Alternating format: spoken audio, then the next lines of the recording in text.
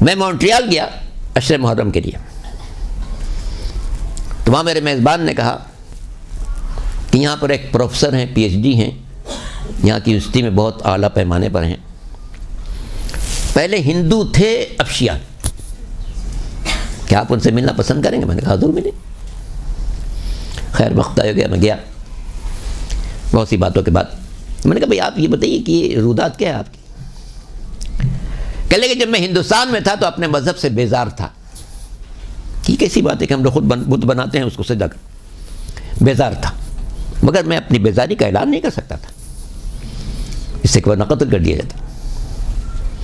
لیکن جب میں یہاں آیا، پی ایچ ڈی کرنے یہاں آیا، تو اب میں اس آزاد ماحول میں تھا، میں نے مذہب پر تحقیق کرنا شروع کی۔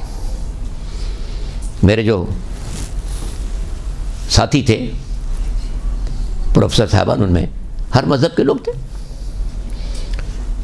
تو ان میں مجوسی بھی تھے، تو پہلے انہوں نے ایک کتاب لا کے دی، میں نے کہا یہ تو ہمارے ہندو مذہب سے بالکل قریب ہے، ہم لوگ بت بنا کے پوچھتے ہیں، یہ آگ جلا کے پوچھتے ہیں، یہ تو میرے مطلب کا نہیں ہے۔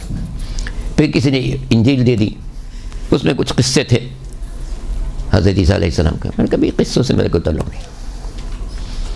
پھر ایک یہودی تھا، اس نے توریت لا کے دی، توریت کو میں نے پڑھا، کچھ باتیں اچھی لگیں، مگر ایک جملے نے مجھے پریشان کر دیا، اور یہ تھا کہ اگر بنی اسرائیل کا کوئی شخص جرم کرے تو اس کی سزا ہلکی ہے، اور بنی اسرائیل کے باہر کا کوئی شخص جرم کرے تو اس کی سزا دگنی۔ میں نے کہا یہ اللہ کا قانون نہیں ہو سکتا، اللہ کے قانون میں نہیں ہو سکتا، اس لیے کہ اللہ کے نزدیک سب اس کی مخلوق ہے، سب اس کے بندے، یہ تفریق بتا رہی کہ یہ اللہ کی کتاب نہیں ہے۔ پھر تجسس کرتا رہا، یہاں تک کہ ایک مسلمان نے مجھے قرآن دے دیا۔ قرآن جو میں نے کھولا تو پہلا جملہ بسم اللہ کے بعد الحمدللہ رب العالمین، ہر تعریف اللہ کے لیے ہے جو کائنات کی پرورش کر رہا ہے۔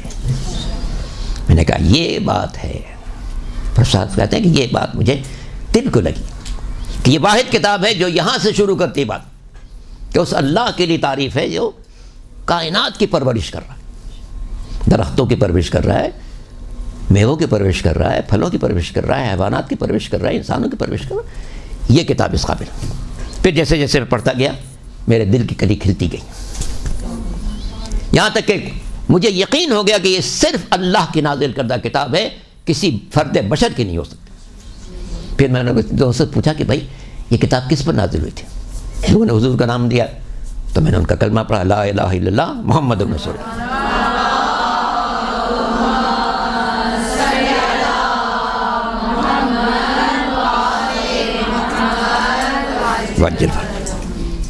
میں نے ان سے پوچھا، اب یہ حصہ آپ کے خاص کام کا ہے، میں نے ان سے پوچھا یہ تو ٹھیک ہے کہ آپ دائرہ اسلام میں آ گئے، مگر آل محمد کے دروازے تک کیسے پہنچے؟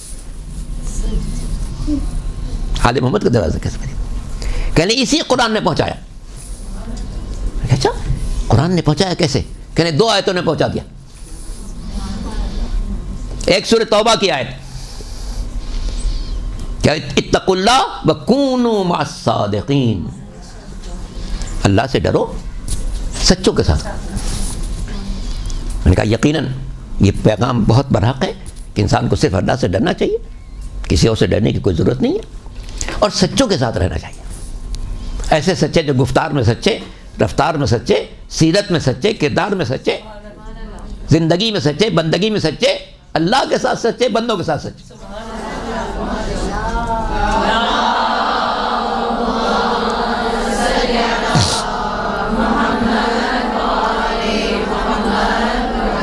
واجل فرجم، تو ایک تو سورہ توبہ کی آیت میرے ذہن میں اتر گئی کہ انسان کو ہمیشہ سچوں کے ساتھ رہنا چاہیے۔ اب میں نے جستجو کی کہ کائنات کے سب سے بڑے سچے کون ہیں، تاکہ میں انہی کے فالو کروں، تو سورہ آل عمران کی آیت نمبر 60 نے میری رہنمائی کی، کہ جہاں پیغمبر کو حکم دیا گیا تھا کہ پیغمبر جو لوگ علم و یقین آنے کے باوجود آپ سے بحث کر رہے ہیں ان سے کہیے تعالوا ندعو ابناءنا وابناءکم ونساءنا ونساءکم وانفسنا وانفسکم ثم نبتہل فنجعل لعنت اللہ علی الکاذبین۔ اے پیغمبر، جو لوگ علم و یقین آنے کے باوجود، چونکہ عیسائی بحث کر رہے تھے پیغمبر سے عیسیٰ کے اللہ کے بیٹے ہونے پر، پیغمبر فرماتے بھئی جس طرح اللہ نے آدم کو بغیر ماں اور باپ کے پیدا کر دیا، اسی طرح اس نے جناب عیسیٰ کو بغیر باپ کے پیدا کر دیا۔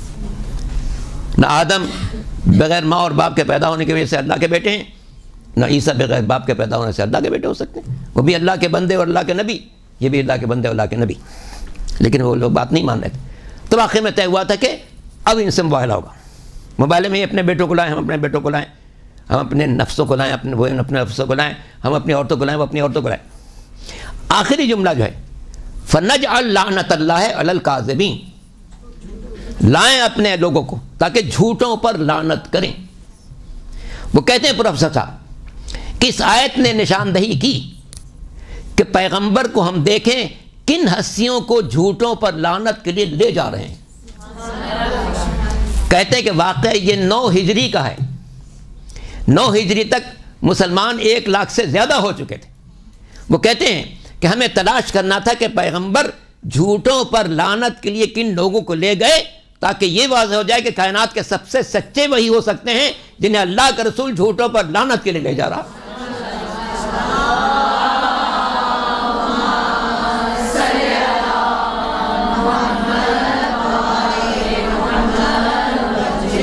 اجل فرجوں۔ اور پروفیسر صاحب کہتے ہیں کہ ہر تاریخ نے، ہر کتاب نے، ہر تفسیر نے مجھے یہی بتایا کہ پیغمبر اپنے ساتھ جھوٹوں پر لعنت کے لیے جن لوگوں کو لے گئے تھے وہ 4 ہستیاں تھیں، علی تھے، فاطمہ تھیں، حسن تھے، حسین تھے۔ تو پنجتن کا قافلہ گیا تھا جھوٹوں پر لعنت کے لیے۔ یقیناً اتنے سچے تھے اپنی زندگی کی ابتدا سے لے کے انتہا تک کہ جھوٹوں پر لعنت کرنے کے حقدار تھے۔ تو قرآن مجید کی سورہ توبہ کی آیت نے مجھے کہا تھا کہ سچوں کے ساتھ رہو، اور سورہ آل عمران نے بتایا کہ کائنات کے سب سے سچے وہی ہیں جنہیں اللہ کا رسول جھوٹوں پر لعنت کے لیے لے جا رہا تھا، اور وہ پنجتن پاک کی ذات گرامی تھی۔